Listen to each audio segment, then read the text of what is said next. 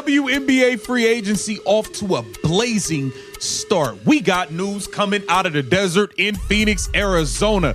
The unicorn, Satou Sabally, will not be returning to the Phoenix Mercury. I told you this new CBA free agency, it is changing the entire landscape. Free agency just exploded in Phoenix. Satou Sabally, the unicorn, the nearly 7-foot star who can handle the ball and shoot from all over the floor, is leaving the Mercury after only one season. She was not traded. She was not cut. She chose to walk away. And this is not some quiet exit. Multiple teams are already lining up to meet with her, ready to spend big. So what happened? How does a team that was only one series away from the title suddenly lose one of its top 3 players? Will not be returning to Phoenix. Now, I guarantee if the CBA wasn't the way it was and they could afford 3 maxes and could still court a quality team, they would probably be bringing her back. But they can't do it. This here's on Yahoo Sports. Satou Sabally is not expected to re-sign with the Mercury. Sabally should meet with multiple teams once negotiations open up. So Satou Sabally done in Phoenix already. It was a short run. They had a shot in the championship, but it did not work out. Here is the truth Phoenix is dealing with, and it is the same truth that is about to reshape the whole league. The new CBA changed everything. You cannot pay 3 players max money and still put together a strong roster around them. The numbers just do not work. Brittany Griner is already locked in. Diana Taurasi, even late in her career, still carries value and respect. Kalia Copper just had a career season and wants to be paid like it. Someone had to leave. But what makes this so interesting is that Satou had the leverage. She is 29, right in her prime, and one of the most unusual talents in the league. A nearly 7-footer who averaged 18 points and 8 rebounds while shooting 37% from 3. That is not just max contract talent. That is franchise player talent.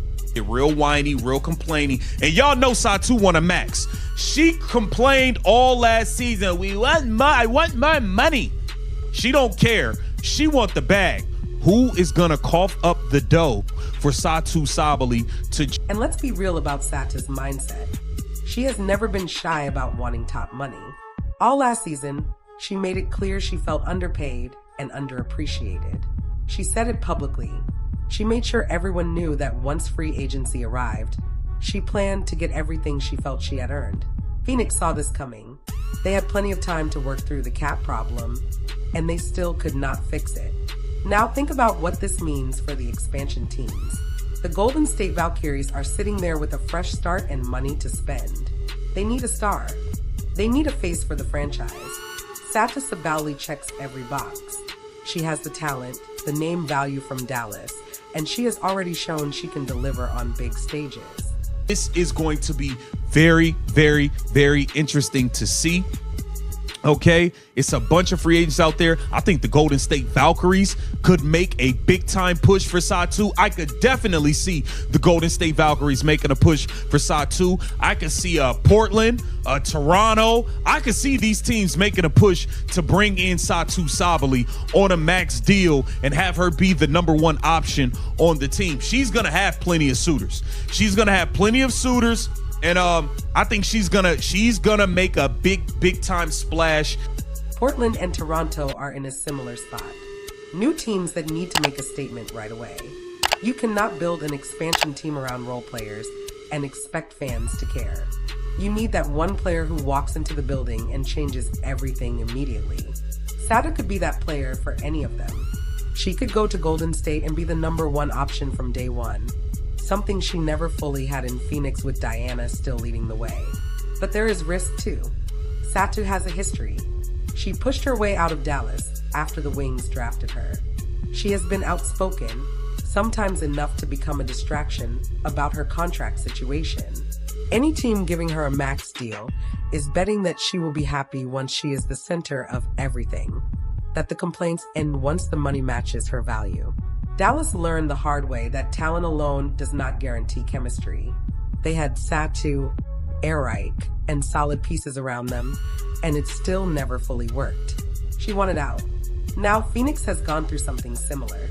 Great player, one season gone. That starts to look like a pattern. Skylar Diggins. Now, Skylar Diggins put out something where she wrote a letter to her home state in Indiana, and how she's talking about there's nothing like playing basketball in Indiana.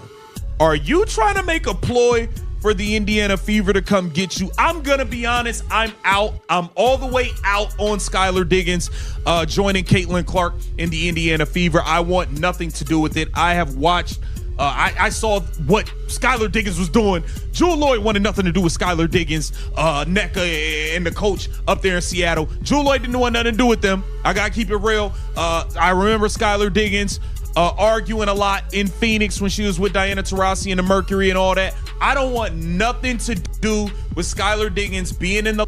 Now let's move to the other major free agency story building right now. Skylar Diggins Smith and this public love letter to Indiana. She posted an emotional message about growing up in Indiana and how basketball there is not just a sport, it is a way of life. She talked about being a child of the corn and never forgetting where she came from. And the timing feels very suspicious. Indiana just had the biggest season in WNBA history because of Caitlin Clark. They sold out every game. They delivered the highest ratings the league has ever seen. They are about to have cap space and open roster spots. And right as free agency begins, here comes Skylar, a Notre Dame legend and Indiana native, publicly talking about her love for home. On paper, it sounds perfect. Veteran point guard, hometown star returns, mentor for the young superstar. Great story, except there is one huge problem. Skylar Diggins Smith brings baggage that Indiana really cannot afford right now. I'm sorry, I'm good. And you're probably going to be expecting to log heavy minutes. We don't need that type of backup. We need somebody that's going to come play 8 to 10 minutes in mind and go on, be quiet, go on about their business, be a team player. I don't have time for Skylar Diggins. You know, I think she's a good player. She's a good point guard, but I feel like it's a lot of drama that be following her in this league. And I just don't want nothing to do. I don't want nothing to do with these old guard players. I'm gonna be real. I don't want nothing to do with them. But let's take a look at what Skylar Diggins had to say in this heartfelt message to Indiana. And I kind of want to, this is a certain part I really want to get to, and then I'll play the entire thing. Let's take a look. Stays with you. Let's look at Skylar's history. Seattle did not want to keep her. Head coach Noel Quinn basically moved on from her after just 1 year. Before that, she was in Phoenix going back and forth with Diana Taurasi and creating tension in the locker room. She has moved around the league not because she lacks talent. She is still clearly good enough to start, but because drama seems to follow her. Indiana does not need that. They already have Caitlin Clark, who is the face of the franchise and already runs the point at a high level. They have Kelsey Mitchell, who is in her own contract situation and may already have feelings about Stephanie White coming in as coach. They have Aaliyah Boston trying to become a dominant force inside. The last thing this team needs is another strong voice who expects real minutes and touches. Think about what Skylar would want. She is not coming to Indiana to play 8 minutes off the bench. She is a 34-year-old veteran who still sees herself as a starter and a lead guard. But Caitlin Clark just had one of the best rookie seasons the league has ever seen. She led the league in assists. She broke the single-season assist record. The ball belongs in her hands. So where exactly does Skylar fit? I want to return to play at home in Indiana, where they live and die basketball. And I respect that. I understand that. I respect the fact that I watched Skylar Diggins come up. I remember her playing in the All-American game, being a fan of her as a kid at Notre Dame. She was the hottest thing smoking in college basketball, okay? And there is an even deeper issue here. Skylar was a superstar at Notre Dame. If NIL had existed when she was in college, she probably would have made millions before ever entering the WNBA. She was that big. She had endorsements. She had attention. She was one of the faces of women's college basketball for years. That is not easy to let go of. Now she is watching Caitlin Clark get that same level of fame, except much bigger because of social media and the way the culture works now. Clark is getting the attention, the money, and the love that Skylar may feel she should have gotten in her own era. That creates a difficult dynamic inside a locker room. don't have no. We already got to deal with old guard Stephanie White. We already got to deal with Bree Turner and pushing her messages. We already it's a lot going on right now. I don't have the capacity. This team doesn't have the capacity to deal with a Skylar Diggins. She's gonna want to come home and be treated a certain way. Listen, I just want a role player as a backup. I think Skylar Diggins will be a good get for another team that needs a veteran point guard. She's a legitimate starter. She's no scrub. She can hoop. She's a starting point guard in this league. I don't want to deal with Skylar Diggins on the Indiana Fever. That's just me and my stance. Here, ball really is life.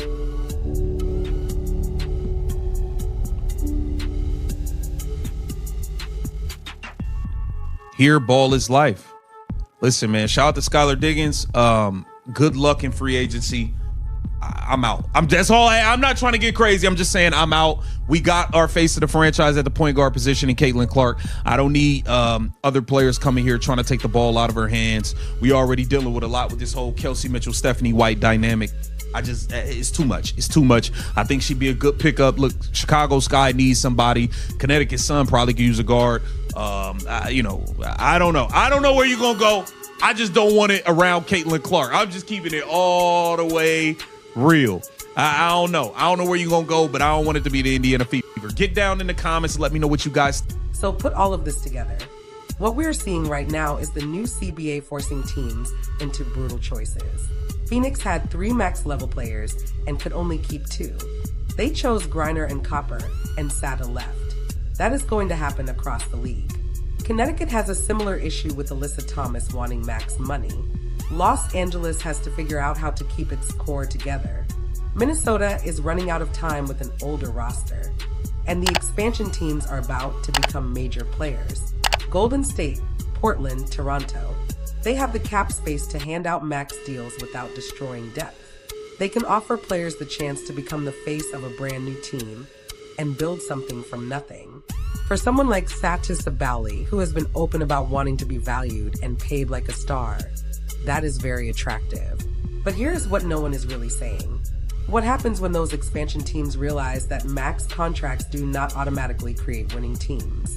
The WNBA is not like the NBA, where one star can drag a weak roster to the playoffs. The league is too deep.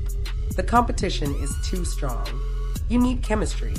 You need role players who understand what they are there to do. You need structure. Sata Sabali on a max deal leading a roster full of expansion picks and minimum salary players. Is that really a playoff team? That is the risk. These new franchises are going to overpay because they have no other choice. They cannot build only through the draft in a 3-round league. They need a free agency splash to sell tickets and create excitement. Satu is perfect for that.